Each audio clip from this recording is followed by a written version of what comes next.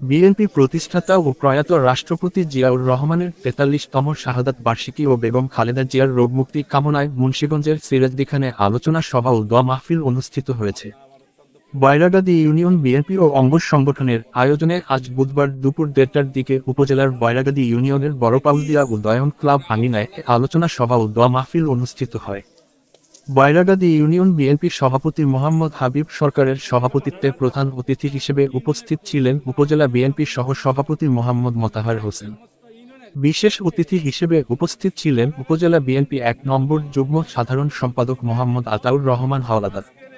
Boyragadi union BNP সাধারণ সম্পাদক advocate Jamal Hossain বিপ্লবের সঞ্চালনায় আরও উপস্থিত ছিলেন উপজেলা যুবদলের আহ্বায়ক ইয়াসিন সুমন।